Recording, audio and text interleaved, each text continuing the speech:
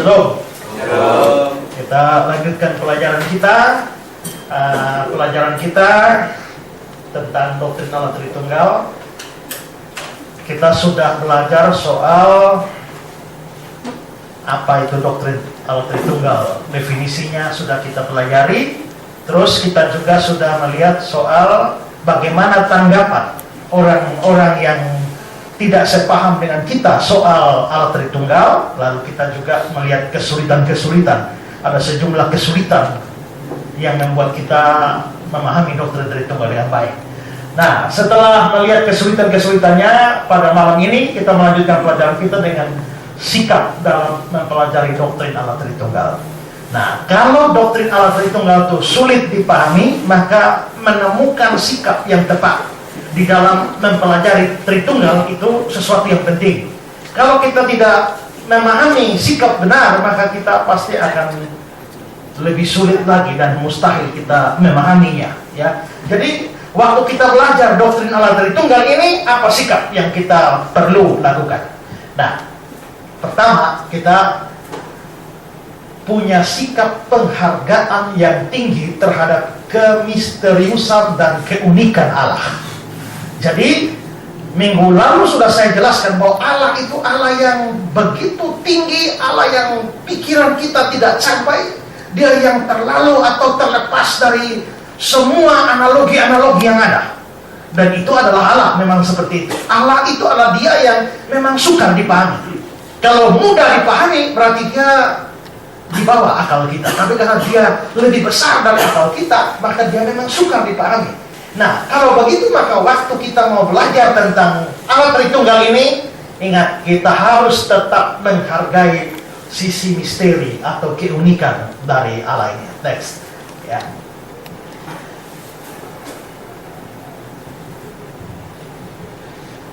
Nah, Allah itu misterius dan unik dan tidak dapat dipahami. Ini sudah saya jelaskan panjang lebar pada minggu lalu. Terus kita coba melihat beberapa komentar. Ya, Robert Crossley.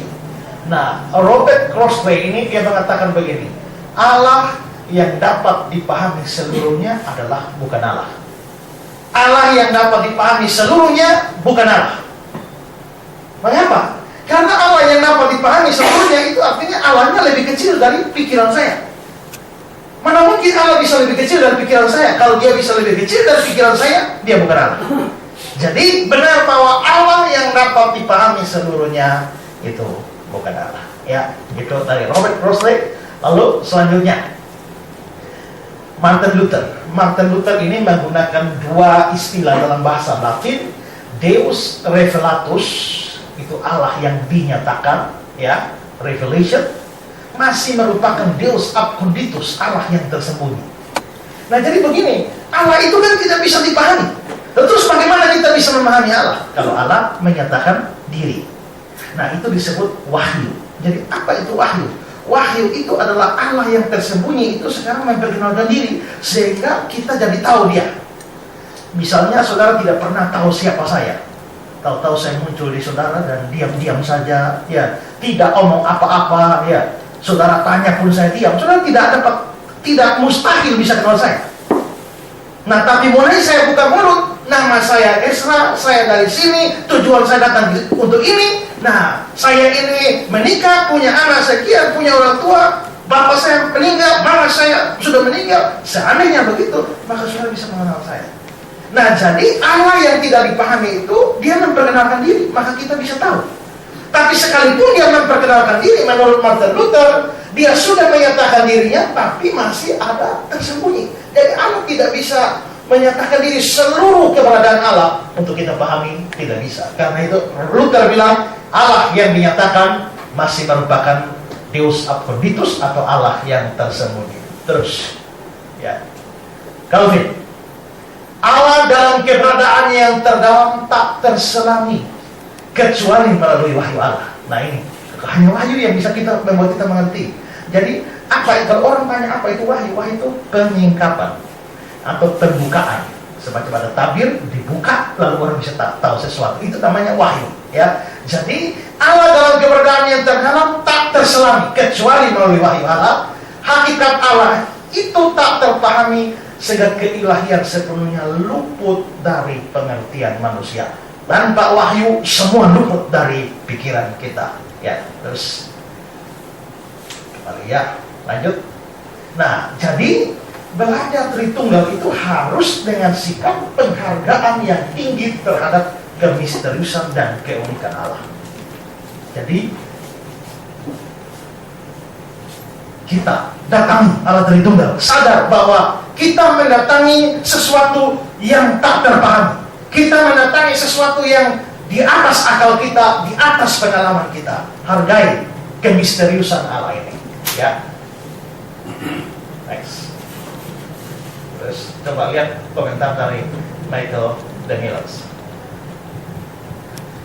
Kita akan dapat menjunjung Allah lebih tinggi jikalau kita mengetahui bahwa Allah itu tak dapat dimengerti, berada di luar jangkauan pengertian kita. Ya. Jadi kalau kita merasa bahwa kita bisa menguasai Allah, justru kita merendahkan Dia. Tapi kalau kita merasa Allah yang terlalu tinggi, tidak bisa kami jangkau, tidak bisa kami pahami dengan pikiran kami yang cupet ini, nah justru dengan begitu kita lebih meninggikan Allah. Karena kita menghargai bahwa Dia itu memang di atas kita. Jadi kita dapat menjunjung Allah lebih tinggi jikalau kita akui bahwa Dia memang tidak dapat dimengerti, berada di luar jangkauan pengertian kita. Ya, next. Terus, nah itu sikap yang pertama ya.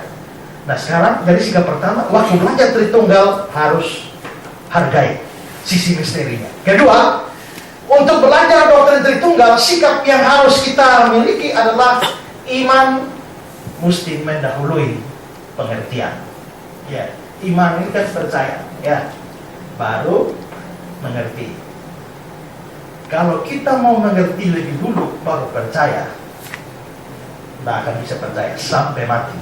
Karena itu belajar ini iman mendahului pengertian. Ya, next. Dengan beriman, Roh Kudus diberikan. Kalau Roh Kudus diberikan, pikiran dicerahkan. Setelah pikiran dicerahkan, mengerti. Nah saya ini kan banyak berdialog sama orang-orang Islam itu, lalu mereka bilang, coba jelaskan tentang Tritunggal. Jelaskan sampai mana kau juga suka mereka percaya. Mengapa? Lah bagaimana menjelaskan pada orang yang tidak ada Roh Kudus? Dan kalau tidak ada Roh Kudus, pikiran tidak dicerahkan, bagaimana mau mengerti? Jadi ada orang bilang, tolong jelaskan pada saya. Kalau sampai bisa jelaskan tuntas tentang Tritunggal, saya akan jadi Kristen. Tapi tidak, lu jadi Kristen dulu, asik baru saya ajar. Ya. Karena kalau mau dia mengerti, baru dia percaya, tidak ada bisa. Karena ini hal yang sangat-sangat tinggi. Boleh dibilang kalau di dalam kekristenan ini makanan keras. Jadi sama seperti kalau jadi orang Kristen yang baru bertobat mau belajar langsung Tritunggal pun tidak bisa. Nah, karena firman Tuhan bilang yang ini makanan keras, bayi itu kasih bubur, begitu bayi lahir langsung kasih jagung ke temak. Nah, si babi mampus dia, ya kan? Nah, jadi dia kasih bubur. Nah, begitu juga orang baru bertobat masuk Kristen langsung mau belajar Tritunggal, tidak. Nah, kalau saya diundang kemana-mana, ya, lalu orang minta bahas doktrin Tritunggal, saya lihat-lihat dulu, ya. Ini orang-orang ini sudah cukup lama di dalam kekristenan sehingga sudah saatnya belajar ini atau tidak, ya. Tapi kalau misalnya saya diundang ke satu sekolah, ya, anak-anak SMA suruh belajar doktrin Tritunggal, saya bilang sebaiknya jangan dulu lah, ya. Mari belajar yang lain dulu. Mari belajar dasar-dasar kekristenan tentang iman. Pastikan mereka sudah sungguh-sungguh beriman, baru ajar mereka ini. Karena ini makanan keras. Karena itu maka ini harus iman lebih dulu. Karena dengan beriman, Roh Kudus diberi, pikiran dicerahkan, kita bisa mengerti. Ya, next. Coba kita lihat komentar dari Anselmus. Anselmus ini seorang pemikir dan filsuf Kristen yang hebat. Nah, dia bilang, aku percaya supaya aku mengerti, bukan aku mengerti supaya aku percaya. Yang omong ini bukan orang bodoh di pinggir jalan. Ini filsuf hebat, ya, ini pemikir hebat, namanya Anselmus. Tapi orang sehebat ini pun waktu menghadapi tentang Allah Tritunggal, dia bilang, aku percaya supaya aku mengerti, bukan aku mengerti supaya aku percaya.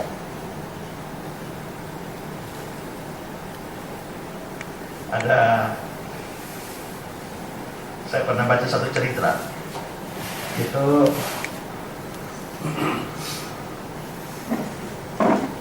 ada seorang anak disuruh mama mau ke sekolah, tiap pagi dikasih hidangkan susu sapi. Nah, sebelum ke sekolah minum susu sapi dulu. Dia bilang, tidak mama. Lalu mama kasih lagi, ayo minum susu sapi. Tidak. Ayo minum susu sapi. Tidak. Mamanya tanya, kenapa kamu mau minum? Dia bilang, mama, saya tidak akan minum susu sapi sebelum saya mengerti mengapa sapi hitam makan rumput hijau, susunya keluar putih. Ini repot. Coba mama jelaskan pada saya, mengapa sapi hitam makan rumput hijau keluar susu putih, baru saya minum. Mama dekat, nah, ya, tak usah pikir sampai jauh itu ya. Minum saja karena ini susu ini sehat. Titik, ya. Kalau kamu tunggu sampai mengerti, kamu tidak akan bisa minum susu ini. Ya, jadi minum dulu, mengerti, beriman dulu, baru mengerti. Ya, itu kata Anselmus. Terus,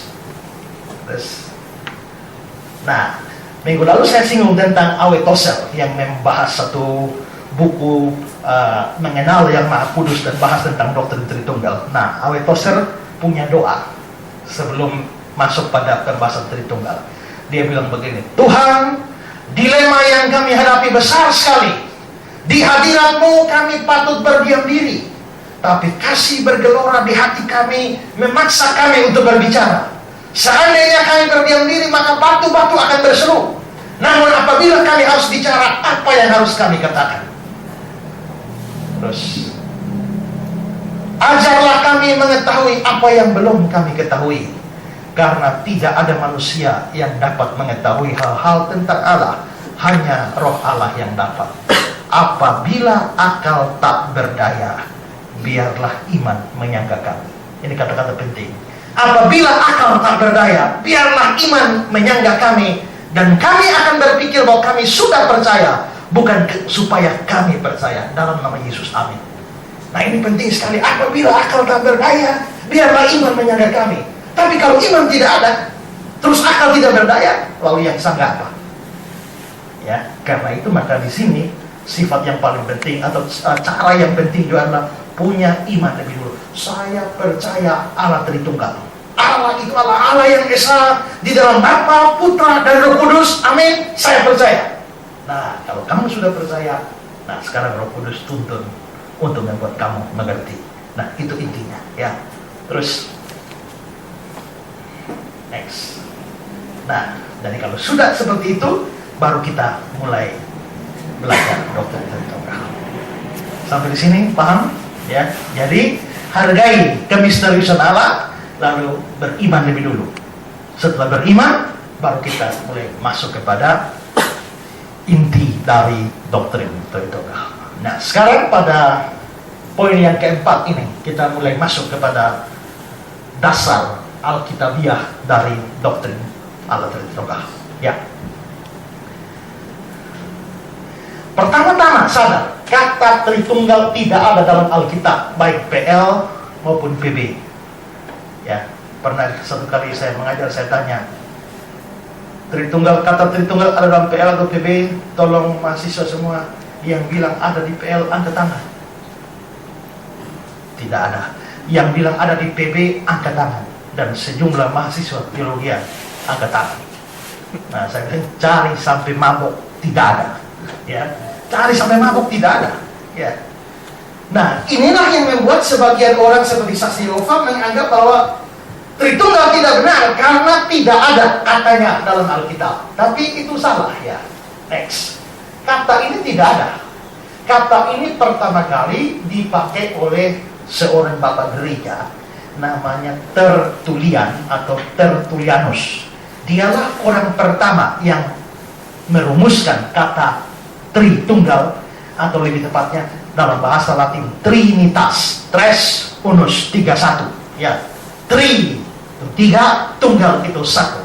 Ya, walaupun konsepnya Tertullian ini belum bagus, ya, masih ada cacatnya, tapi dialah yang pertama kali menggunakan istilah itu. Ya, nah, next. Meskipun istilahnya tidak ada, Tapi ingat, konsepnya sangat kuat dalam Alkitab. Jadi bukan soal istilah, soal konsep. Ya. Ya. Nah, doktrin Tritunggal tidak didasarkan pada satu atau beberapa ayat Alkitab. Ini penting. Ada orang-orang Islam yang tanya pada saya, bilang, coba tunjukkan mana ayat yang ajar tentang Tritunggal. Tidak ada. Ya, tidak ada satu ayat yang ajar Tritunggal. Konsep Tritunggal itu tidak ada. Ya. Katanya, kata Tritunggal tidak ada. Satu atau dua atau tiga ayat yang omong jelas mewakili seluruh konsep Tritunggal tidak ada. Ya. Nah, kalau begitu doktrin Tritunggal itu dari mana? Ya, X. Itu adalah kesimpulan seluruh data Alkitab mulai dari PL sampai PB. Ya. Jadi memang tidak ada satu ayat khusus, tapi kalau semua data Alkitab itu dipelajari, baik perjanjian lamanya, perjanjian barunya diselidiki, lalu ditafsirkan bersama-sama semua, maka kita akan bermuara kepada doktrin Allah Tritunggal. Ya. Sekarang kita mari melihat ke Alkitab. Ya. Tadi saya bilang ya, itu dari kesimpulan seluruh data Alkitab. Kalau kita mempelajari data Alkitab, maka pertama-tama kita akan menemukan di Alkitab itu dinyatakan dengan tegas Allah itu satu, Allah itu Esa. Itu data yang akurat di dalam Alkitab. Mari kita lihat beberapa data ya. Ada ayat-ayat yang secara eksplisit menyatakan Allah itu Esa, Allah itu satu. Mari kita lihat perjanjian lama. Ini ada banyak ayat ya, saya hanya berikan beberapa saja. Ulangan 6 ayat 4. Dengarlah hai orang Israel, Tuhan itu Allah kita, Tuhan itu Esa. Ulangan 6 ayat 4 ini adalah pengakuan iman orang Israel. Kalau kita punya pengakuan iman, ada pengakuan iman rasuli, ya, pengakuan iman Nisea. Tapi orang Yahudi punya pengakuan iman ini. Dengarlah, kata dengarlah itu dalam bahasa Ibrani adalah Shema. Karena itu pengakuan Israel, pengakuan iman orang Israel dikenal dengan istilah Shema. Apa itu Shema? Dengarlah hai orang Israel, Tuhan itu Allah kita, Tuhan itu Esa. Jadi jelas, kalau iman Kristen ini bersumber dari agama Yahudi, maka kitab Taurat jelas mengatakan Allah itu Esa. Terus 1 Raja-Raja 8:60, supaya segala bangsa di bumi tahu bahwa Tuhanlah Allah dan tidak ada yang lain. Kalau tidak ada yang lain pasti satu. Kalau ada yang lain itu bukan satu namanya. Jadi tidak ada yang lain berarti Allah itu Esa, satu. Next. Itu dari PL. Sekarang kita lihat perjanjian baru. Cukup banyak yang mengatakan Allah itu Esa. Ya. Markus 12 ayat 32. Lalu kata ahli Taurat kepada Yesus, tepat sekali guru, benar katamu itu bahwa dia Esa dan bahwa tidak ada yang lain kecuali dia. Dia Esa, tidak ada yang lain kecuali dia. Berarti BB menyatakan, dan Yesus sendiri mengatakan Allah itu Esa. Terus Yohanes 17 ayat 3. Inilah hidup yang kekal, yaitu bahwa mereka mengenal Engkau satu-satunya Allah yang benar. Engkau satu-satunya. Berarti Allah itu Esa, satu. Terus 1 Korintus 8 ayat 4. Kita tahu tidak ada berhala di dunia, tidak ada Allah lain daripada Allah yang Esa. Ini 1 Korintus 8, ini konteksnya makan makanan berhala. Di Korintus ini mereka punya pendapat berbeda. Kalau misalnya makanan sudah dipersembahkan di kuil berhala, bolehkah orang Kristen memakannya? Yang lain bilang, oh tidak boleh, itu sudah dipersembahkan pada berhala. Lalu Paulus bilang begini, bagi kita tidak ada berhala di dunia, makan saja. Ya, toh tidak ada yang berhala di dunia, Allah itu Esa, makan saja. Tapi yang lain bilang, masa makanan berhala kok dimakan? Nah, nanti baru Paulus kasih prinsip toleransi. Ya, prinsip toleransinya adalah kalau kamu punya hak makan pun tidak apa-apa, tapi gara-gara kamu makan nanti membuat batu sandungan bagi orang lain, lebih baik tidak usah makan. Nah, itu prinsip toleransinya. Tapi sebenarnya makan juga tidak apa-apa. Toh, tidak ada Allah yang lain kok. Allah-Allah yang lain itu kan mereka menghadap batu kayu yang sebenarnya tidak ada. Nah, itu karena itu di sini konteksnya demikian. Tidak ada Allah lain daripada Allah yang Esa. Terus 1 Timotius 2 ayat 5. Karena Allah itu Esa. Allah itu Esa. Dan Esa pula dia yang menjadi pengantar antara Allah manusia itu manusia Yesus Kristus. Jadi Allahnya Esa, pengantarannya Esa. Jadi mau sampai pada Allah tuh hanya satu jalan, yaitu pengantara satu ini, ya kan? Tidak boleh tambah yang lain. Tidak boleh bikin jalan 2, jalan 3, jalan 4, tidak bisa satu-satu karena Allah itu Esa, pengantaranya pun juga Esa. Terus Yakobus 2 ayat 19. Engkau percaya bahwa hanya ada satu Allah saja, itu baik. Berarti pernyataan hanya ada satu Allah itu benar. Ya. Nah, jadi saudara perhatikan ya. Allah itu Esa, perjanjian lama mengatakan Allah itu Esa, perjanjian baru juga mengatakan Allah itu Esa. Karena itu mau bagaimanapun kita tidak bisa berkesimpulan, oh ada 2 Allah, 3 Allah, 4 Allah, tidak bisa. Itu jadi politics atau tritheism seperti yang saya jelaskan minggu lalu. Jadi apapun yang mau kita simpulkan nanti, kita tidak boleh lari keluar dari kebenaran ini. Allah itu Esa. Ya. Terus juga Alkitab menggunakan kata ganti bentuk tunggal untuk Allah. Kalau Allah bicara dia bilang aku. Kalau orang bicara tentang Allah bilang dia atau engkau. Ya, jadi dari kata gantinya ini jelas bahwa Allah itu Esa. Ya, next.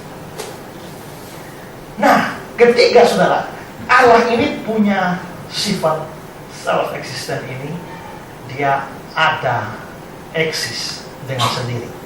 Di dalam teologi, self-existent ini ada dengan sendiri itu artinya begini, Allah itu ada dengan sendirinya, dia tidak bergantung pada apapun atau siapapun di luar dirinya sendiri. Kita ini untuk eksis, kita bergantung pada Allah. Ya. Tapi Allah untuk eksis, untuk tetap eksis, dia tidak butuh apa-apa atau siapa-siapa di luar dirinya. Coba kita lihat, Allah ini independen. Coba lihat sejumlah ayat ini ya. Ini, sebab sama seperti Bapa mempunyai hidup dalam diri sendiri, demikian juga diberikannya anak mempunyai hidup dalam diri sendiri.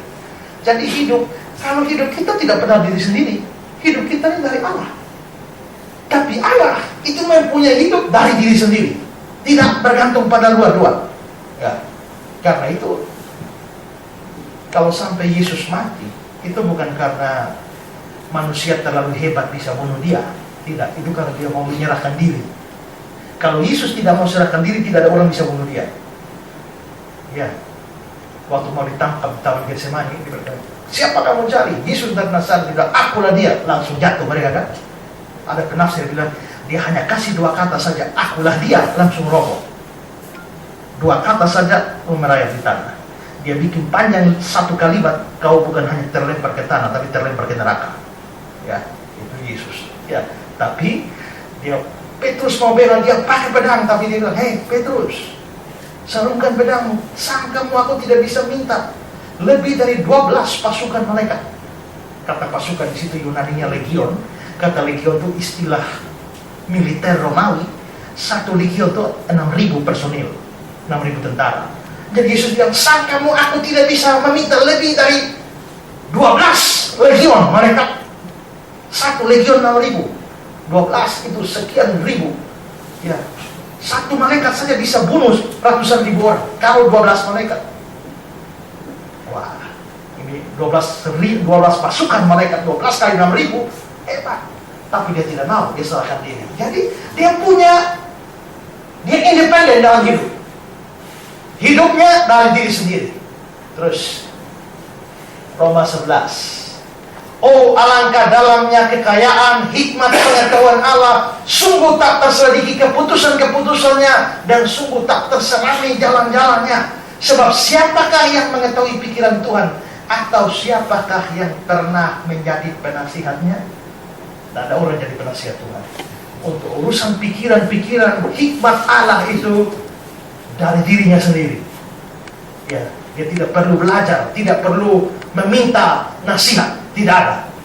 soal hikmat dan nasihat, tidak ada orang jadi penasihat Allah dari diri sendiri. Next, Daniel 4. Semua penduduk di bumi dianggap remeh. Dia berbuat menurut kehendaknya. Nah, dia yang berkuasa. Dia berbuat menurut kehendaknya terhadap bala tentara langit dan penduduk bumi. Tidak ada seorang pun dapat menolak tangannya dengan berkata kepadanya, apa yang kau buat? Tidak ada orang bisa melawan Allah. Kalau dia bilang A, siapa kamu melawan? Kalau dia bilang B, tidak ada yang bisa bantah. Nah, berarti dia sangat independen. Next, Mazmur 116 ayat 3. Allah kita di sorga, dia melakukan apa yang dikehendakinya. Dia melakukan apa yang dikehendakinya. Terus, jadi kita bisa lihat Allah itu independen. Lalu, segala sesuatu bergantung kepada dia. Dia tidak bergantung pada apa-apa atau siapa-siapa, tapi sebaliknya segala sesuatu bergantung pada Allah ini. Ya, mari kita lihat sejumlah ayat. Sekarang lihat Nehemia 9:6.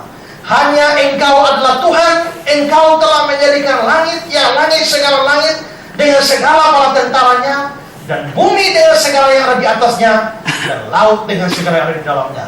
Engkau memberi hidup kepada semuanya, dan bala tentara langit sujud menyembahmu. Ya, terus kisah 17. Sebab di dalam Dia kita hidup, kita bergerak, kita ada. Jadi kira-kira kita itu di hadapan Allah, di dalam Allah itu sama seperti ikan di dalam kolam atau akuarium. Ya, dia ada di dalam air, bergerak di air, ya. Lalu kemanapun tetap di dalam air. Begitu keluar air, mati. Begitu juga kita di dalam Allah. Ya, di dalam Allah kita hidup, kita bergerak, kita ada. 1 Timotius 6 ayat 13. Di hadapan Allah yang memberikan hidup kepada segala sesuatu. Berarti segala sesuatu hidup, bergantung hidup dari Dia. Ibrani 1. Dia adalah cahaya kemuliaan Allah, gambar wujud Allah, menopang segala yang ada dengan firman-Nya yang penuh kekuasaan. Dia menopang segala sesuatu yang ada dengan kekuasaan. Makanya kita nyanyi, Allah kuasa melakukan segala perkara. Dia ciptakan seisi dunia, atur segala masa. Dia cipta, dia atur segala masa. Ini dia menopang segala sesuatu dengan firman-Nya yang penuh kekuasaan. Next, ya. Nah, jadi terus tidak mungkin ada dua seperti ini. Ya. Tidak mungkin. Mengapa? Karena satu independen dan segala sesuatu bergantung pada Dia, tidak mungkin ada dua. Ya. Jadi pertama, camkan baik-baik, Allah itu Esa. Itu data pertama kita ya. Waktu kita selidiki Alkitab, PL, PB, dan banyak data yang lain menunjukkan Allah itu satu. Tidak boleh bikin kesimpulan Allah ada dua, ada tiga, atau ada berapapun. Allah satu. Kalau kita bikin kesimpulan Allah ada dua, tiga, berapapun, kita menabrak itu semua ayat. Kalau kita tidak menabrak semua ayat, harus berpegang teguh Allah satu. Nah, tapi kita bergerak lagi ke data Alkitab yang lain. Ternyata, sebentar, kita melihat bahwa Alkitab menunjukkan adanya semacam kejamakan tertentu dalam diri Allah. Jadi biar Allah itu Esa, tapi kalau kita lihat lagi ada indikasi, ya, sepertinya ada semacam kejamakan di dalam diri Allah. Ini kita bisa lihat beberapa fakta. Pertama, kita lihat di dalam Perjanjian Lama ya, penggunaan Eloah dan Elohim. Eloah dan Elohim ini adalah nama Allah di dalam Perjanjian Lama. Ya, Eloah, Elohim. Dari Eloah inilah muncul Eloah, lalu Ullah, Eloah, lalu Allah. Jadi dari Eloah inilah muncul Allah. Ya, kata Allah itu dari situ. Nah, jadi kata Ibrani Arab Allah Allah itu mereka ambil dari Ibrani, Eloah. Ya. Nah, karena Indonesia itu dipengaruhi banyak dari Arab, pedagang-pedagang Arab datang ke sini bawa bahasa Arab, padahal Arab ini terpengaruh dari Ibrani karena bahasa Ibrani dan bahasa Arab itu satu rumpun. Mereka kan turunan yang sama dari anak Nuh Sem. Makanya rumpunnya Ibrani sama Arab itu dalam aturan bahasa, rumpun bahasa disebut rumpun bahasa Semitik. Karena jalurnya sama, makanya Ibrani dengan Arab itu mirip. Tapi Indonesia karena dipengaruhi oleh Arab, maka kadang-kadang mirip juga Indonesia dengan Ibrani. Contoh, bahasa Ibrani Kados. Dari Kados sampai di Arab jadi Kudus. Nah, dari Kudus sampai di Indonesia, ya Kudus juga. Jadi Kados, Kudus, Kudus. Bahasa Ibrani Abodah.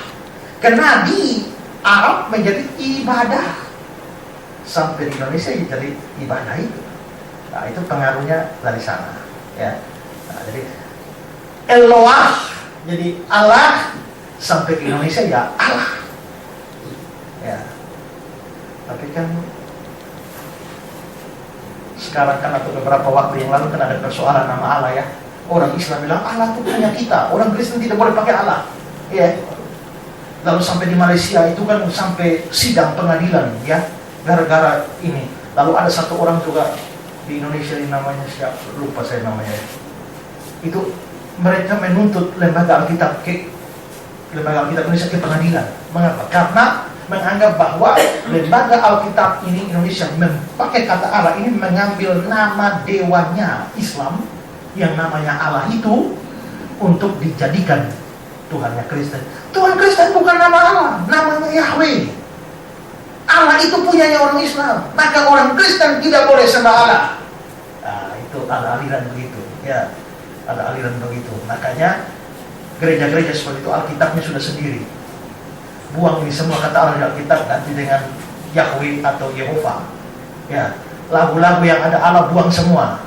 Maka kita menyanyi Allah ditinggikan dengan sorak-sorai. Oh, itu gereja-gereja tidak mau nyanyi itu lagi.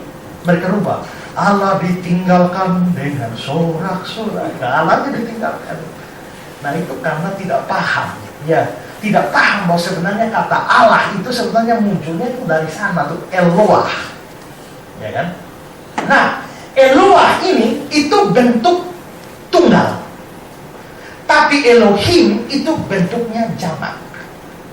Sama seperti kalau bahasa Inggris, book berarti ya satu buku ya book.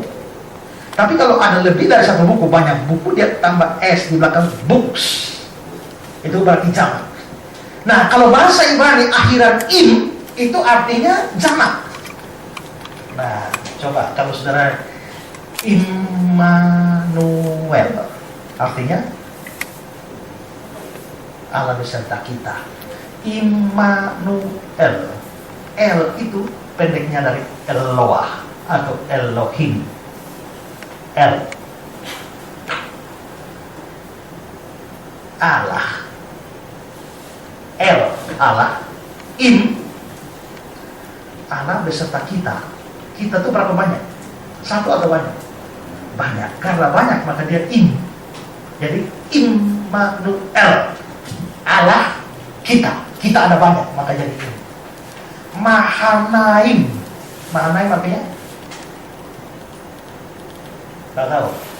Mahanaim itu bala tentara Allah. Nah, bala tentara Allah itu kan mesti banyak. Makanya Mahanaim. Nah, jadi im itu jamak. Nah, Eloah itu tunggalnya. Elohim itu jamaknya. Nah, menariknya, Eloah yang tunggal ini dipakai kira-kira 250 kali di dalam perjanjian lama. Tetapi Elohim itu dipakai 2.500 kali. Oke, saudara perhatikan. Kalau book artinya satu buku. Kalau books banyak buku. Kalau Eloah satu anak. Elohim ada banyak. Nah, ini masalah. Tapi kalau kita mau bilang ada banyak, loh, ada banyak bilang ada tuh satu, tidak banyak. Tapi masalahnya bayangkan Elohim 2.500 kali dipakai, lebih banyak lagi daripada Eloah yang tunggal. Maka kita mesti kasih tanda tanya di sini. Mengapa kalau Allah itu betul-betul esa secara mutlak, mengapa kok bukan Eloah saja dipakai, tapi kok bentuk jamaknya Elohim muncul lagi, bahkan lebih banyak daripada Eloah? Ini tanda tanya. Next. Ya. Next. Kalau begitu, ini berarti ada semacam kejamakan tertentu dari diri Allah. Tapi tidak boleh diartikan lebih dari satu Allah. Menabrak itu ayat-ayat yang pertama tadi. Tapi ini pasti ada jamaknya. Apanya yang nyamak kita belum tahu. Tapi pokoknya ada kejamakannya. Sekarang kedua, penggunaan kata bentuk jamak untuk Allah dalam hubungan dengan Allah. Ya. Nah, mari kita coba lihat. Ini ada kata bentuk jamak itu muncul di dalam sejumlah ayat. Kejadian 1. Berfirmanlah Allah, baiklah kita menjadikan manusia menurut gambar dan rupa kita.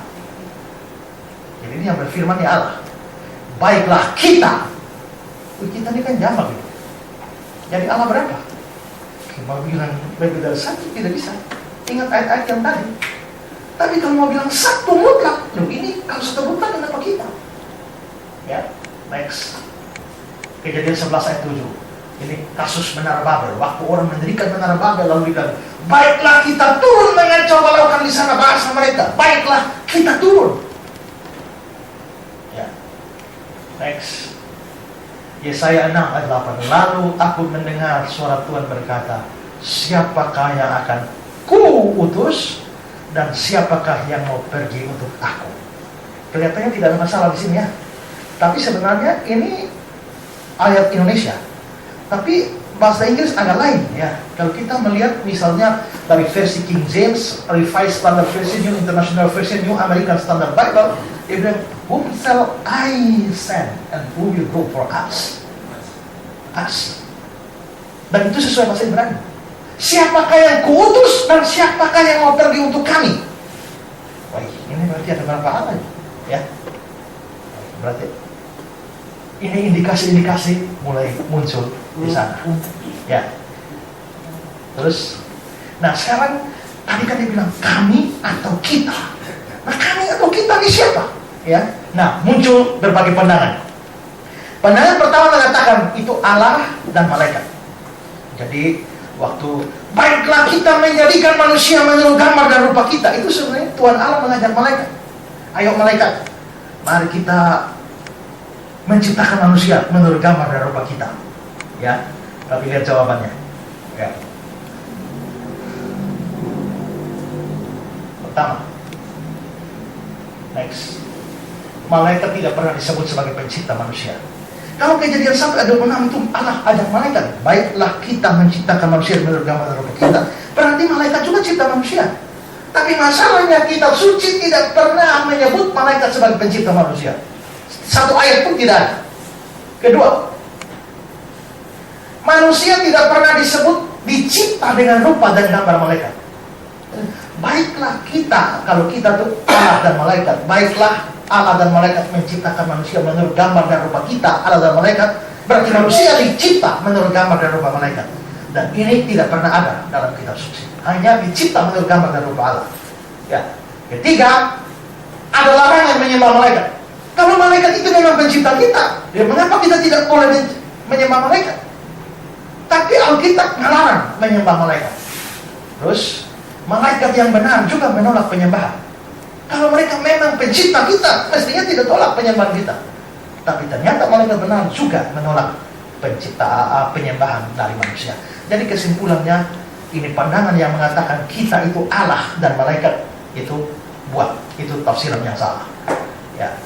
Terus, pandangan kedua mengatakan bahwa kata kita itu disebut dalam bahasa Latin plural majestaticus atau jamak kehormatan.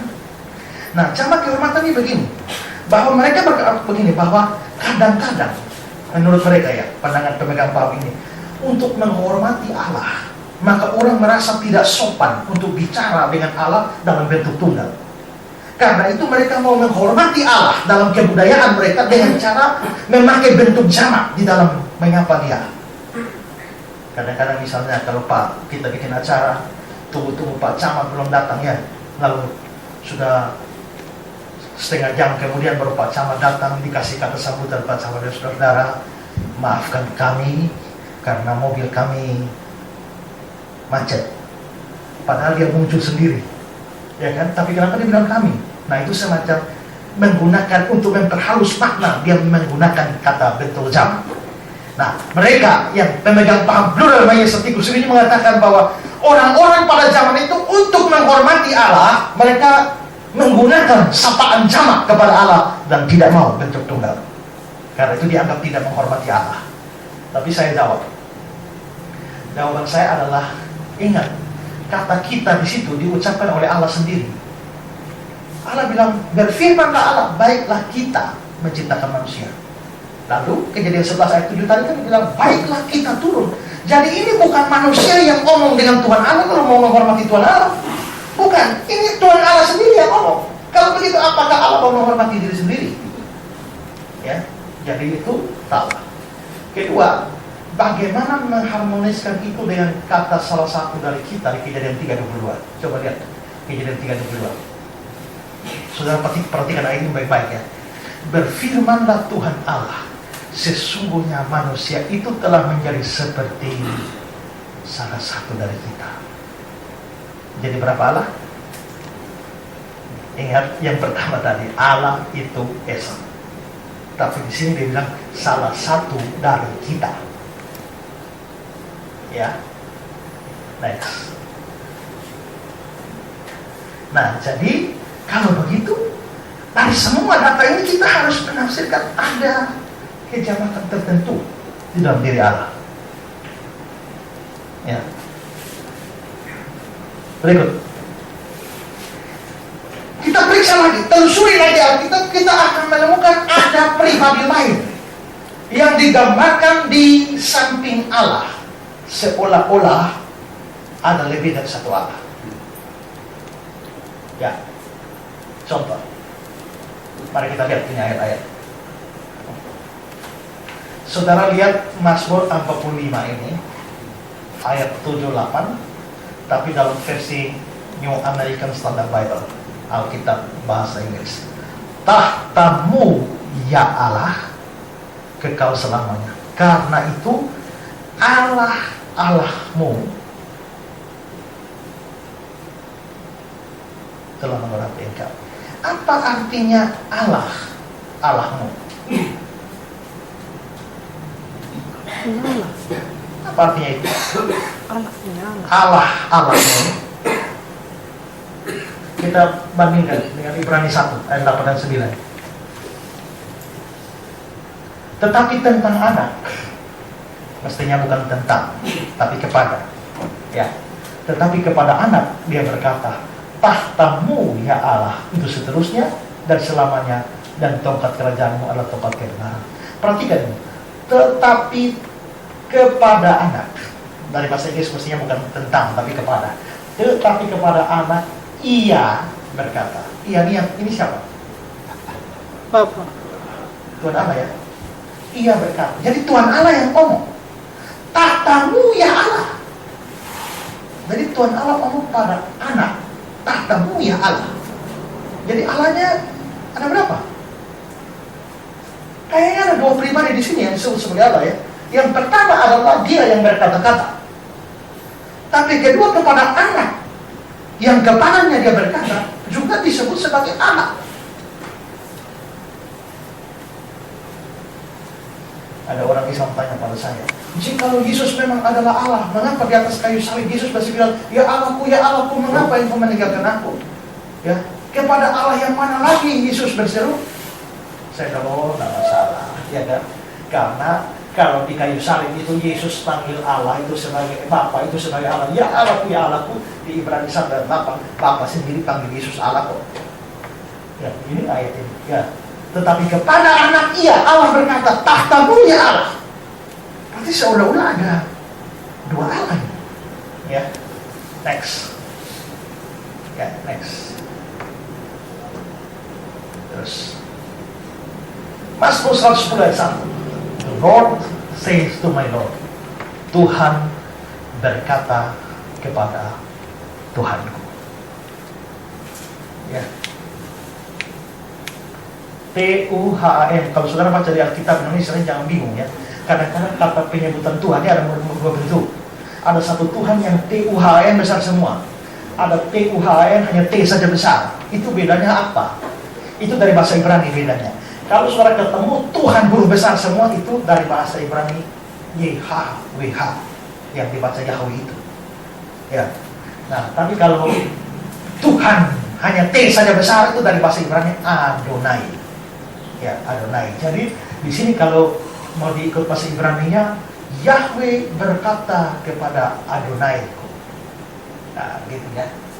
Nah, tapi bayangkan saudara, di sini ada dua pribadi yang disebut sebagai Tuhan. Kita bandingkan yang Matius 22. Tuhan telah berfirman kepada Tuanku, duduklah di sebelah kananku sampai musuh-musuhmu buat di bawah kakimu. Dan jika Daud menyebut dia Tuhannya, bagaimana mungkin dia anaknya pula? Ini Yesus jawab orang Yahudi. Yesus tanya, Mesias itu siapa? Ya, mereka bilang anak Daud. Oke, anak Daud. Tapi Daud bilang Tuhan telah berfirman kepada Tuanku. Mesias itu kan Tuanku, Tuannya Daud. Jadi kalau memang Mesias itu anak Daud, mengapa dia bilang Tuannya Daud? Nah, orang Yahudi bingung, ya kan? Orang Yahudi bingung, dia jalan. Sebenarnya mudah, ya kan? Karena kalau Mesias disebut anak Daud, itu karena Mesias sebagai manusia. Tapi kalau Mesias sebagai Tuannya Daud, itu ya memang dia sebagai Allah. Nah, mudah saja kalau kita tahu. Ya. Nah, tapi di sini jelas Tuhan berfirman kepada Tuanku. Next. Sekarang lihat Hosea 1 ayat 7.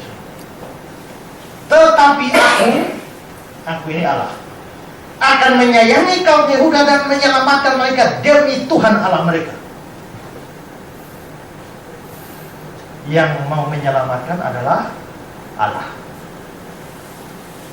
Allah itu mau menyelamatkan demi Allah mereka. Kelihatannya ada dua pribadi yang sama-sama disebut sebagai Allah. Terus saya kasih dalam versi New American Standard Bible, ya, kata, but I will have compassion.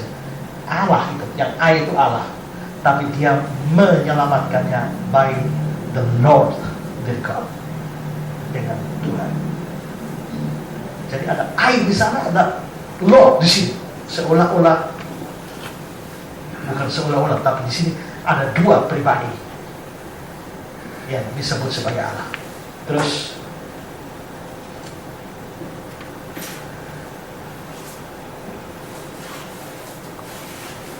lagi Kejadian 11:4. Kemudian Tuhan menurunkan hujan belerang dan api atas Sodom dan Gomora berasal dari Tuhan dari langit. Kalau saudara baca konteksnya, ini Tuhan, dibilang Tuhan turun ini, mau habis ini Sodom dan Gomora ya. Tapi Tuhan menurunkan, jadi Tuhan satu ada di langit, Tuhan satu ada di bumi. Nah, Tuhan yang di bumi ini mengatakan Tuhan di bumi ini menurunkan hujan belerang dari mana? Dari Tuhan yang di langit. Wah, ini berarti ada dua Tuhan ini ya. Satu Tuhan di bumi, satu Tuhan di surga, di langit. Ya, next. Nah, begini lagi. Kalau saudara baca di Alkitab ada kata malaikat Tuhan, perhatikan baik-baik. Kalau saudara ketemu kata malaikat Tuhan tapi tulisnya pakai huruf M kecil, itu artinya malaikat biasa. Tapi ada ayat-ayat Alkitab yang bilang malaikat Tuhan tapi tulisnya pakai M besar. Nah, kalau malaikat dengan M besar, ini bukan malaikat biasa.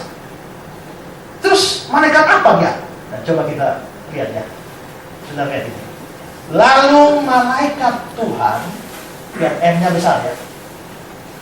menjumpainya dekat suatu mata air di padang gurun, yakni dekat mata air ke jalan Syur. Katanya, Hagar, hamba Sarai, dari manakah datangmu dan kemanakah pergimu? Jawabnya, aku lari meninggalkan Sarai nonyaku. Lalu kata malaikat Tuhan. Jadi ini malaikat Tuhan yang menemui Hagar. Malaikat Tuhan juga yang berkata-kata kepada Hagar. Terus, kembalilah kepada nyonyamu, biarkanlah engkau ditindas di bawah kekuasaannya. Ayat 10. Lagi kata malaikat Tuhan itu kepadanya. Ayat 11. Selanjutnya malaikat Tuhan itu kata malaikat Tuhan itu kepadanya. Jadi yang omongnya malaikat Tuhan. Terus, ya, engkau mengandung melahirkan seorang anak laki-laki dan akan menamai dia Ismail. Terus ayat 12. Seorang laki-laki yang lakunya seperti keledai liar. Demikian nanti anak itu tangannya akan melawan tiap-tiap orang, dan tangan tiap-tiap orang akan melawan dia dan tempat kediamannya, dan dia akan menentang semua saudaranya. Kemudian Hagar menamakan, siapa berfirman? Tadi yang berfirman kan malaikat, ya.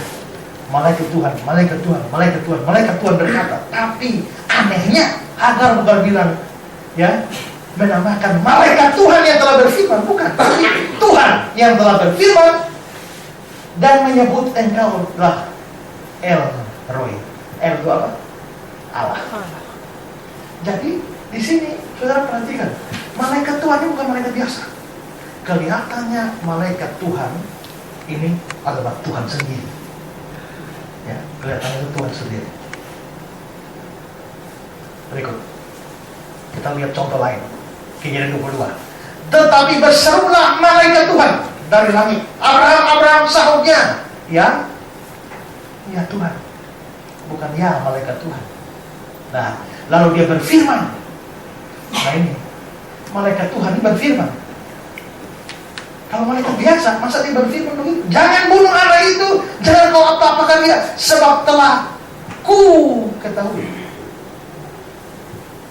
Itu yang omong malaikat Tuhan. Tapi dia, ku ketahui bahwa engkau takut akan Allah, dan engkau tidak segan-segan menyerahkan anakmu tunggal kepadaku, dan seterusnya.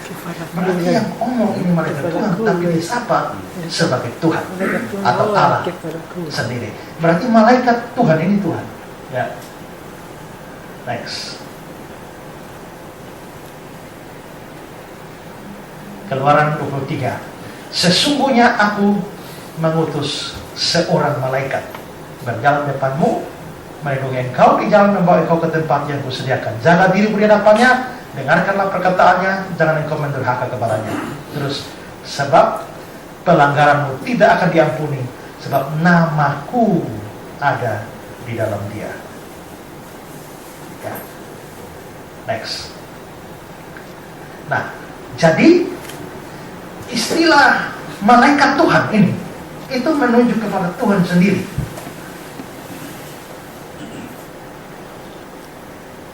Next. Sekarang ketiga. Jadi data pertama ini ya, ada semacam penggunaan, ya, penggunaan, ada Eloah Elohim, ada penggunaan bentuk jamak. Lalu ketiga itu ada semacam pribadi lain di samping Allah. Lalu adanya penggunaan nama Tuhan atau Yahweh 3 kali berturut-turut. Contoh, Bilangan 6 dan Yesaya 6. Ini doa berkat. Tuhan memberkati engkau dan melindungi engkau. Tuhan menyinari engkau dengan wajahnya dan memberi engkau kasih karunia. Tuhan menghadapkan wajahnya. Tuhan, Tuhan, Tuhan. Kenapa diulang 3 kali? Kenapa bukan 1, 2, kenapa bukan 4, 5, tapi 3? Nah ini indikasi tertentu. Terus dalam Yesaya 6, dan mereka berseru, mereka ini serafim. Serafim itu malaikat bersayap 6 ya.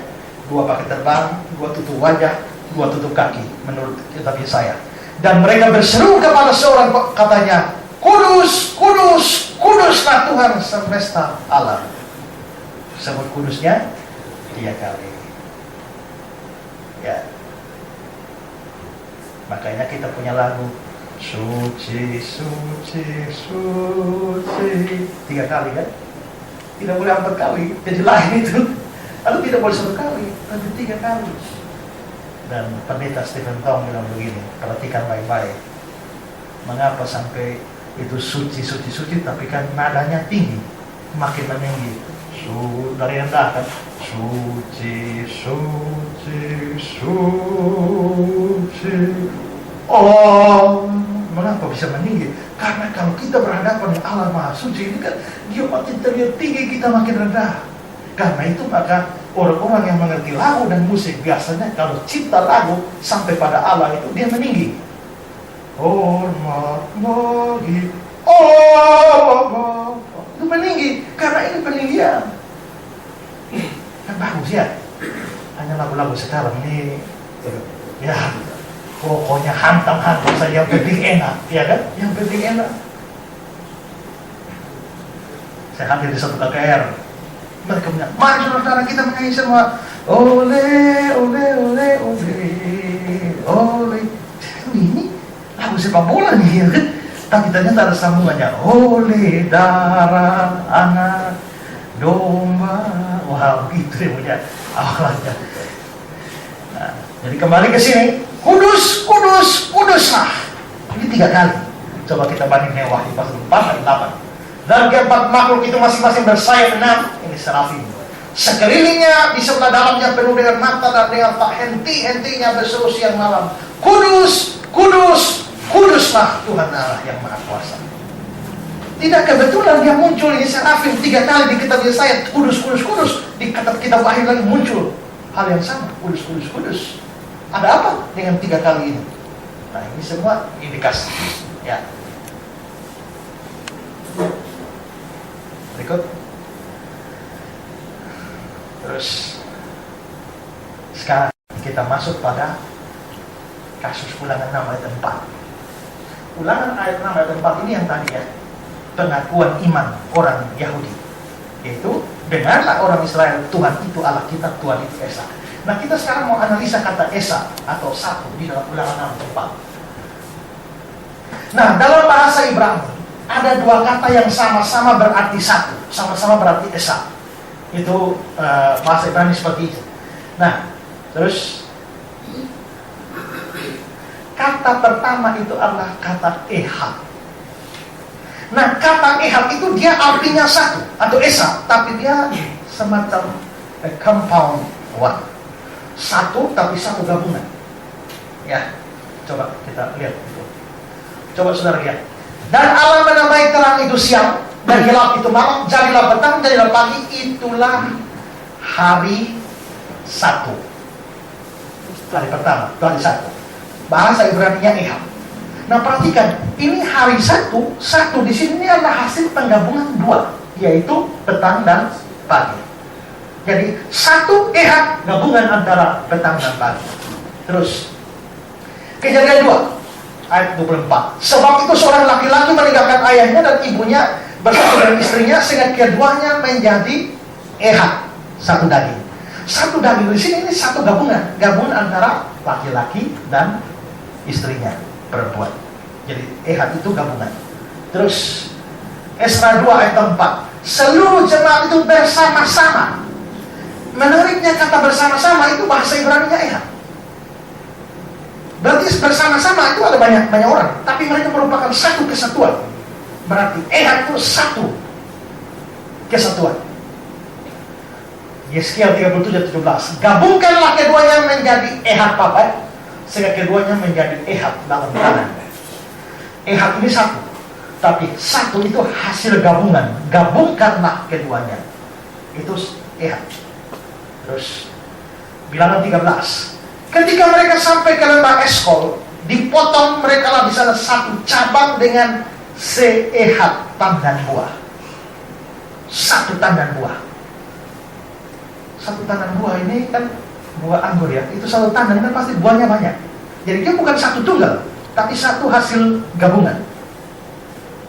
Hakim-hakim. Lalu majulah semua orang Israel dari Dan sampai Berseba dan juga dari tanah Gilead. Berkumpullah umat itu secara serentak. Ternyata kata Ehad itu serentak, itu kata Ehad berarti satu, tapi satu serentak semua. Ayat 8. Kemudian bangunlah seluruh bangsa itu dengan serentak Ehad. Baik. Ya, lalu ayat 11. Demikianlah orang Israel berkumpul melawan kota itu, semuanya bersekutu dengan serentak. Ehab. Next. Jadi Ehab itu apa? Ehab itu satu tapi dari gabungan beberapa unsur menjadi Ehab. Itu kata Ibrani Ehab, artinya satu. Tapi kata lain itu adalah Yahid. Kalau bahasa Ibrani, Yahid itu adalah absolute one, satu yang mutlak. Coba contoh. Firman-Nya kepada Abraham, ambillah anakmu yang Yahid itu, anakmu yang tunggal itu, satu itu. Ini betul-betul satu, tidak bisa ditawar-tawar artinya. Bukan gabungan dari apa-apa, tidak. Ini anak tunggal Yahid, betul-betul satu. Terus, aku bersumpah demi diriku sendiri, demikian firman Tuhan, karena engkau berbuat demikian, engkau tidak segan-segan menyerahkan anakmu yang Yahid tunggal satu kepadaku. Next. Ya, jadi Ehab itu gabungan, Yahid itu satu mutlak. Nah, sekarang coba lihat Ulangan 6 ayat 4. Dengarlah hai orang Israel, Tuhan itu Allah kita, Tuhan itu Ehab. Ternyata kata Esa di sana bukan Yahid, tapi Ehab. Kalau memang Musa bermaksud menyatakan Allah itu satu secara mutlak, satu pribadi, satu Allah, satu pribadi, mestinya dia pakai Yahid. Tapi ternyata dia tidak pakai Yahid, dia pakai Ehab. Padahal Ehab itu artinya adalah satu gabungan. Ya, ya, next. Nah, ya, next. Saya kutip kata-kata Pendeta Budiasari. Kalau Musa memang mau menekankan tentang kesatuan yang mutlak dari Allah dan bukannya kesatuan gabungan, a compound unity, maka dalam Ulangan 6 ayat 4 itu dia pasti menggunakan Yahid dan bukannya Ehab. Ya. Tapi ternyata Musa menggunakan kata Ehab. Dan ini menunjukkan bahwa Allah itu tidak satu secara mutlak, tapi ada kejamakan dalam diri Allah. Ya. Jadi di sini ya kita lihat kata Esa itu data perjanjian lama. Sekarang kita masuk data perjanjian baru.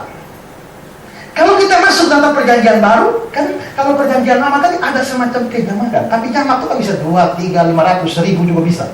Tapi begitu masuk perjanjian baru, kita lebih jelas.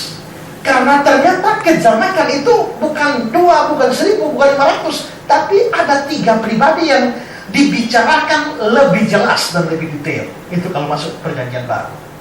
Next. Ketiganya, 3 pribadi ini adalah Bapa, Anak atau Yesus dan Roh Kudus. Ketiganya ini sejenis. Nah, saudara perhatikan bahwa di dalam bahasa Yunani kata sama itu ada 2, alos dan heteros. Nah, apa itu alos dan heteros? Nah, coba klik di situ.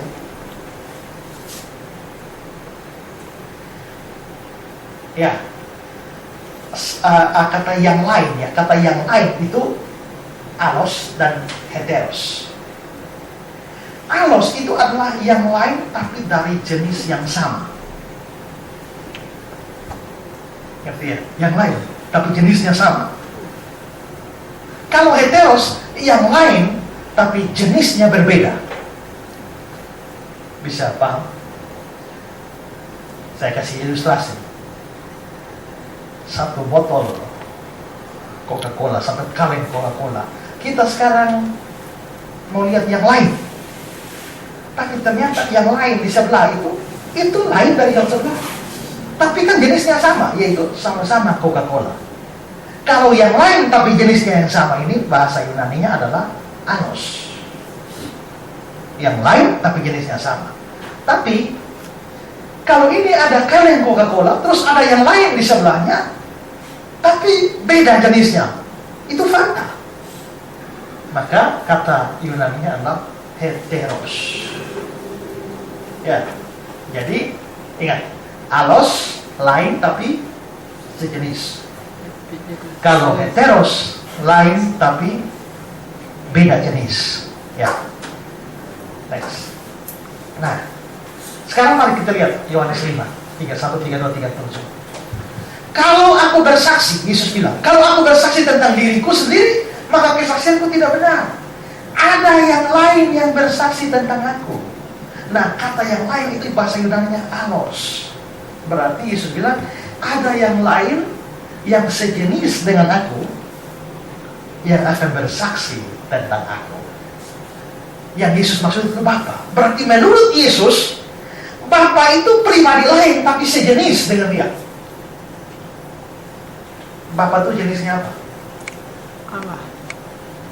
Allah. Kalau dia sejenis dengan Yesus, artinya Yesus Allah juga. Karena sejenis. Next. Bapa yang mengutus aku, dialah yang bersaksi tentang aku. Jadi maksudnya ini adalah Bapa. Ya. Ya. Yesus sejenis dengan Bapa. Bapa Allah, dia Allah. Next. Sekarang kita lihat Yohanes 2 ayat 1. Anak-anakku, hal ini kutuliskan kepada kamu. Ini kata Yohanes. Supaya kamu jangan berbuat dosa. Namun jika seorang berbuat dosa, kita mempunyai seorang pengantara. Pengantara di sini bahasa Yunani adalah parakletos kepada Bapa, yaitu Yesus Kristus yang ada. Perhatikan di sini. Berarti Yesus itu adalah apa? Yesus itu adalah parakletos atau pengantara. Yesus adalah parakletos kita, pengantara kita. Tapi Yohanes 14 ayat 16, Yesus bilang, aku minta kepada Bapa dan dia akan memberikan kepadamu seorang penolong, kata Yunani-nya parakletos, yang lain, alos. Ini yang maksudnya Roh Kudus.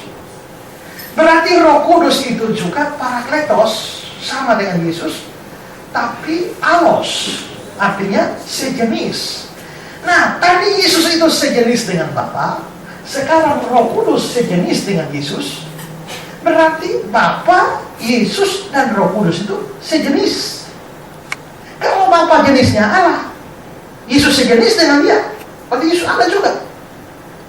Tapi kalau Roh Kudus sejenis dengan Yesus juga, berarti Roh Kudus juga Allah.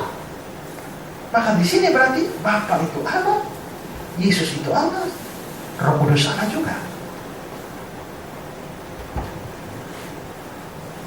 Nangkapkah?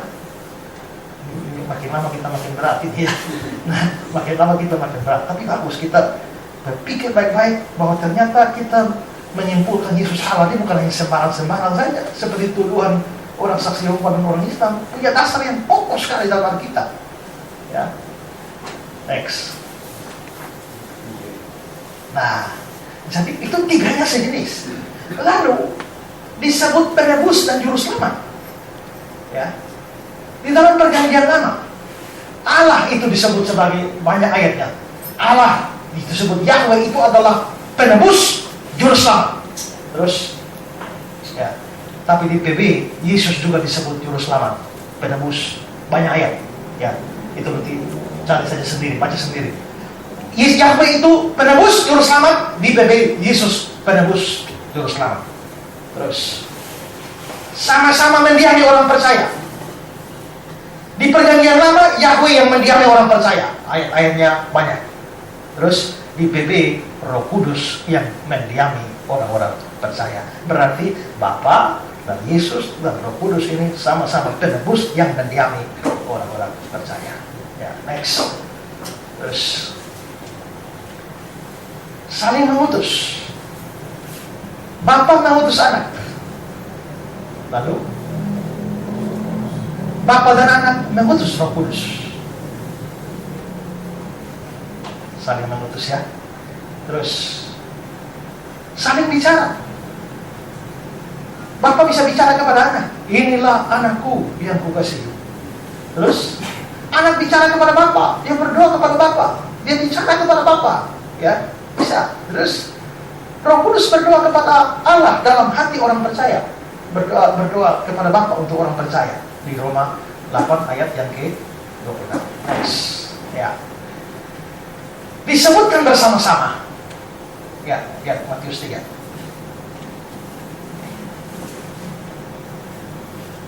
Ini muncul sama-sama ya. Sesudah dibaptis Yesus, segera keluar, dia melihat Roh Allah. Ayat 17, lalu terdengarlah suara dari surga, inilah anakku, berarti itu Bapa. Berarti tiga ini muncul bersamaan. Ya. Yesus muncul, ada Roh Allah, ada suara Bapa dari surga. Next.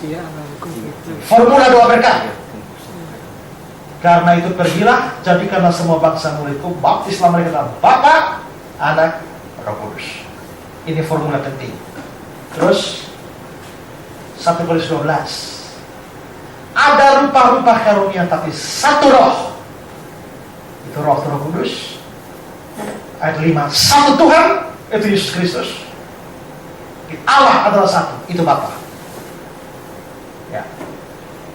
Doa berkat. Kasih karunia Tuhan Yesus Kristus dan kasih Allah, maksudnya Allah Bapa, persekutuan Roh Kudus. Kita percaya bahwa yang memberkati itu Allah kan? Tapi berkat itu diberikan dalam 3 nama ini. Kalau yang Allah cuma Bapa, Yesus dan Roh Kudus, bukan Allah, terimalah berkat ini dari Allah dan bukan Allah dan bukan Allah. Ini kok aneh gitu? Kalau Yesus dan Roh Kudus itu bukan Allah, berarti kita menerima berkat hanya dari Allah, satu Allah, dan duanya bukan Allah. Kan aneh. Padahal berkat itu datang dari Allah. Kalau berkat itu diberikan dalam 3 nama ini, berarti 3 namanya harusnya Allah. Baru bisa memberkati. Ya. Next. Satu tubuh dan satu roh. Itu Roh Kudus. Lalu ayat 5. Satu Tuhan. Ayat 6. Satu Allah dan Bapa. 3-nya disebut muncul lagi bersama-sama. Terus 1 Petrus, Allah Bapa, Roh, Yesus Kristus. Next, Wahyu, dari Dia,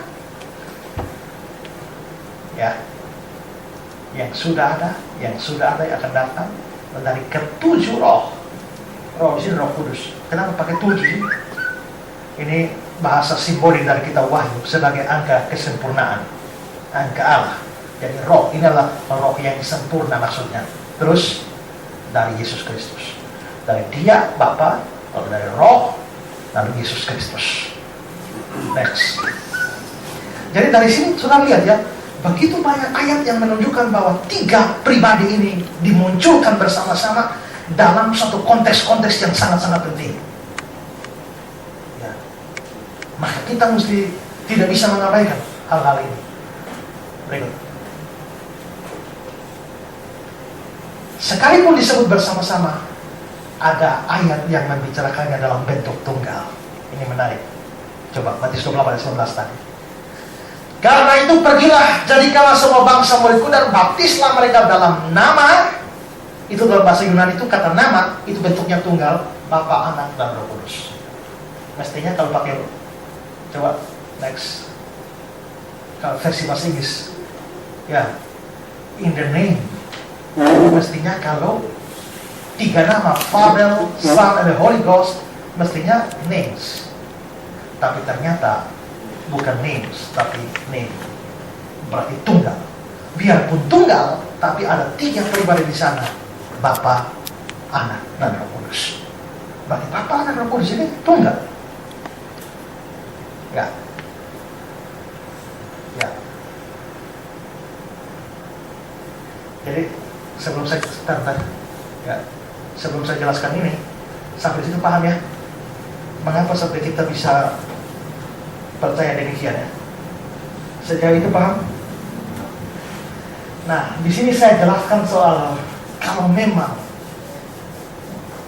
kita berdebat misalnya lawan orang Islam atau orang saksi Yehova, sebenarnya ada satu ayat yang menarik, yaitu 1 Yohanes 5 ayat 8 ini.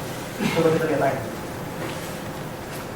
Sebab ada 3 yang memberi kesaksian di dalam surga, itu Bapa, Firman, dan Roh Kudus, dan ketiganya adalah satu. Bagus kan? Ya. Ini ayat kuat bukan? Tapi saudara perhatikan baik-baik. Ada sesuatu yang menarik di ayat. Sudah lihat ada apa? Dalam kurung. Ada dalam kurung bukan? Tahukah saudara mengapa ada ayat-ayat kita di Alkitab ada dalam kurung? Kalau bapak-bapak, coba bapak buka Alkitab dulu. Ada Alkitab yang coba dibuka, yang punya Alkitab coba. Ya, coba buka Matius 6, doa Bapa kami. Ya, yang bagian terakhir itu. Karena engkau yang punya kerajaan dan kuasa dan kemuliaan sampai selama-lamanya. Ya.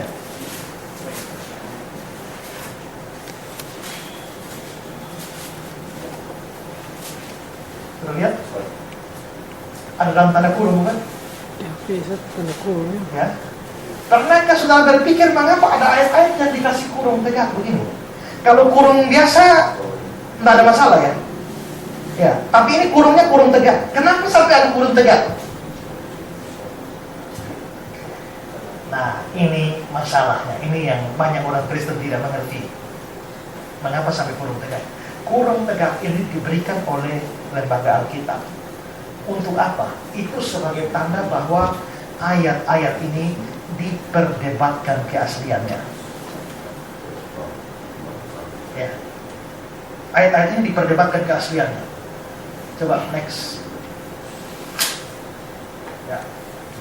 Ini diperdebatkan keasliannya karenanya dicetak dalam kurung tegak ini. Coba. Mengapa diperdebatkan keasliannya? Karena tidak ada dalam manuskrip yang tua. Begini ya, saya jelaskan ini supaya saudara ngerti ya. Alkitab kita yang asli, ya, misalnya ditulis oleh para rasul atau para nabi, misalnya ini. Ini asli dari tangan mereka langsung. Ini namanya autograf. Autograf ini yang asli. Tapi autograf ini ditulis dalam kertas-kertas yang tidak tahan. Namanya papirus. Papirus itu dibuat dari semacam pohon papirus. Dulu pesun kita waktu ke Mesir itu ya, ada di bawah ke museum, coba mereka bikin papirus itu dibuat di situ. Tapi itu kan bukan buatan modern. Nah, pada zaman dulu mereka cuma tulis di papirus, dan karena itu papirusnya tidak tahan lama, kecuali dalam kondisi khusus, seperti Dead Sea Scroll, penemuan laut mati. Ini naskah laut mati di sekitar laut mati itu ditemukan seluruh Alkitab Perjanjian Lama minus kitab Ester. Itu dari 200 sebelum Masehi, berarti 200 tahun sebelum Tuhan Yesus lahir ditemukan Alkitab. Dan ternyata setelah bandingkan naskah Qumran itu, Dead Sea Scroll itu dibandingkan dengan Alkitab kita sekarang, tingkat keakuratannya adalah 99,5%. Jadi kalau mereka Islam menuduh Alkitab kita sudah dipalsukan, tanya, coba kasih tunjuk yang asli mana. Ya. Nah, tapi kalau dalam kondisi yang normal, manuskrip ini tidak tahan lama, gampang rusak. Dan memang kita punya naskah asli, semua yang ditulis oleh para nabi dan rasul itu sudah hancur, maka kita sudah tidak punya lagi. Tapi syukurnya adalah sebelum ini hancur, itu sudah disalin. Jadi misalnya ini manuskrip disalin, 1 orang salin, 2 orang salin, 3 orang salin, 10 orang salin. Salinan ini disebut manuskrip. Tapi lalu ini hancur, hilang, tinggal 10 manuskrip. Tapi datang orang berikut, salin dari orang pertama, muncul lagi 5 manuskrip. Dari orang kedua muncul lagi 20 manuskrip. Orang ketiga muncul lagi sekian manuskrip. Akhirnya manuskrip kita ini ribuan. Dan dibandingkan dengan seluruh kitab kuno, ya, Alkitab kita ini, Perjanjian Baru ini, unggul dibandingkan dengan seluruh kitab kuno yang ada di dunia. Perjanjian Baru kita saja mempunyai sekitar 35.000 manuskrip. Yang nomor 2, juara 2 itu namanya Iliad, karangan Homer, itu hanya punya 600-an manuskrip. Perjanjian Baru 35.000. Jadi kita memang naskah asli ini sudah hancur, tapi manuskrip ini banyak. Nah, yang menjadi kesulitan adalah begini. Kadang-kadang kita baca ini manuskrip, kadang-kadang ada ayat tertentu muncul di manuskrip ini, tapi di manuskrip ini tidak ada. Nah, ini jadi problem. Nah, itu sama kasusnya dengan 1 Yohanes tadi, ayat tadi. Kenapa? Karena dilihat dari manuskrip yang tua, nah ada ayat itu. Tapi muncul di dalam manuskrip yang mudah. Kalau begitu ada orang yang tambahin ayat ya. Siapa itu manusia kurang ajar yang nambahin itu ayat?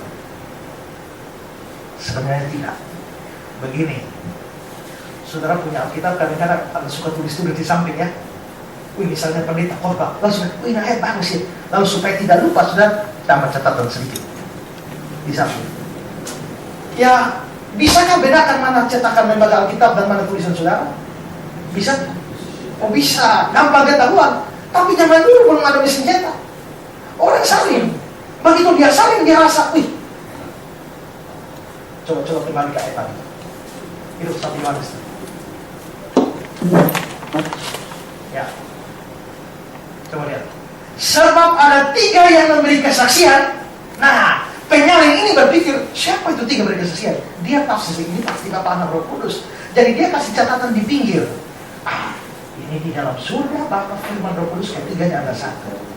Dia hanya tulis tambah di pinggir. Belakangan tulisan ini jatuh ke orang lain. Orang lain catat, orang lain itu pikir itu adalah bagian dari Alkitab.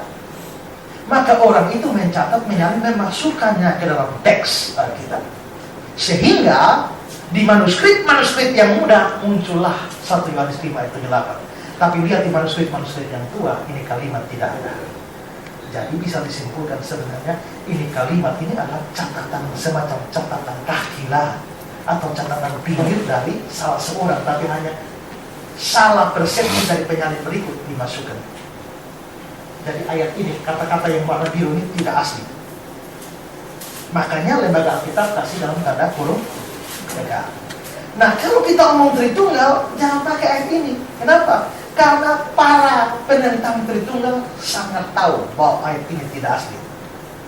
Karena itu kalau saya debat dengan mereka, saya tidak mau pakai ayat. Karena Tritunggal tidak hanya berdiri dari ayat. Tanpa ayat ini pun Tritunggal bisa dibuktikan dengan banyak ayat. Ya. Terus. Ya. Jadi, ya. Jangan gunakan ayat ini di dalam berapologetik. Sudah paham sampai sini? Allah itu esa, tapi ada banyak hal yang menunjukkan kejamakan tertentu. Ya. Next. Sekarang saya kasih dasar perumusan. Setelah dasar perumusan ini kita break. Kita sambung pada pertemuan ketiga. Ya. Dasar perumusannya gimana? Ya. Pertama, kita lihat data kemarin data kita tadi. Yang pertama, data kita pertama tadi adalah Allah itu esa atau satu. Itu data pertama tadi. Data keduanya adalah ada semacam kejamakan dalam diri Allah, yakni ada 3 pribadi. Nah, sekarang kalau kita mau bikin kesimpulan, tidak boleh langgar itu 2 ini. Ya, bikin kesimpulan yang adopsi, ini 2 data. Nah, sekarang bagaimana kita bikin kesimpulan? Ya, kita lihat kemungkinan kesimpulan. Kita simpulkan, hanya ada 1 pribadi Allah, mutlak. Kalau kita mengatakan ini, maka kita hanya mengutamakan data 1. Tapi data 2 semua kita buang. Ini namanya menafsir ayat setengah. Kalau kita menafsir begitu, jadilah Unitarian, jadilah Saksi Yehova, jadilah Yahudi. Kalau kita hanya abaikan data 1. Tapi kalau, jadi ini salah ya. Ya, ini buang. Itu kesimpulan yang tidak valid, tidak menyeluruh. Terus kedua, kalau kita artikan, karena Bapa tadi sebut Allah, Anak, Allah, Roh Kudus, berarti ada 3 Allah. Kalau itu disimpulkan, kita jadi triteisme. Dan itu kita mengutamakan data 2, kita mengabaikan data 1 tadi yang bilang Allah itu 1. Maka ini juga kesimpulan yang salah. Jadi yang pertama tadi hanya pegang data 1, buang data 2. Yang kedua, pegang data 2, buang data 1. Bagaimana kita mengambil data 1 dan data 2 sama-sama?